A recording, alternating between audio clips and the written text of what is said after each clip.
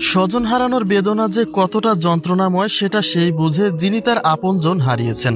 রাজবাড়ীর দৌলদিয়া ফেরিঘাটে বাস দুর্ঘটনায় নিজের সর্বত্রটাই যেন হারিয়েছেন অজিত। কোনো সান্ত্বনায় তাকে আটকাতে পারছে না স্বজন হারানোর আহাজারি থেকে। কেননা শাশুড়ি, সন্তান ও 6 মাসের অন্তঃসত্ত্বা স্ত্রীকে হারিয়ে তিনি পাগল প্রায়। যে অনাগত সন্তানের মুখ দেখার প্রতীক্ষায় ছিলেন অজিত, স্ত্রীর পেটের সেই অনাগত সন্তান হারিয়ে গেল পানির গভীরে।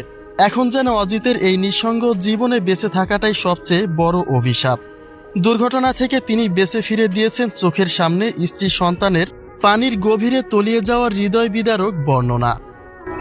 আপনার কি ছেলে? আমার ছেলে, আমার ওয়াইফ আর আমার শাশুড়ি আছে। আমিও ছিলাম। এই ঘটনায় নিহতদের বেশিরভাগ পরিবারই দুজন করে হারিয়েছেন, যাদের মাঝে নারী ও শিশুদের সংখ্যাই বেশি। কেউ তো আবার পরিবারের সবাইকে হারিয়ে পুরোটাই নিঃসঙ্গ হয়েছেন। দুর্ঘটনার কয়েক মুহূর্ত আগেও গাড়িতে বসে খুনসুটির দৃশ্যগুলি এখন শুধুমাত্রই স্মৃতি। কুষ্টিয়া থেকে ঢাকাগামী যাত্রীবাহী বাসটিতে আনুমানিক ৪৫ জন যাত্রী ছিল, যাদের মাঝে মৃতের সংখ্যায় ২৬ জন, এবং বাসে থাকা প্রায় সকলেই পরিবার নিয়ে শহরে ফিরছিলেন। ঈদের ছুটি কাটিয়ে যে যার নিজ নিজ কর্মসংস্থানে ফিরছিলেন। কিন্তু এই যাত্রাই যে হবে জীবনের শেষ যাত্রা তা কে জানত।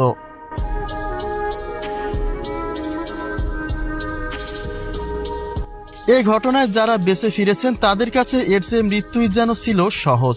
কেননা চোখের সামনে পরিবারের সবাইকে হারিয়ে একেবারে নিঃসঙ্গ হওয়ার মতো বেঁচে থাকা অত্যন্ত কঠিন, যারই একটা বাস্তব সাক্ষী হয়েছে অজিত।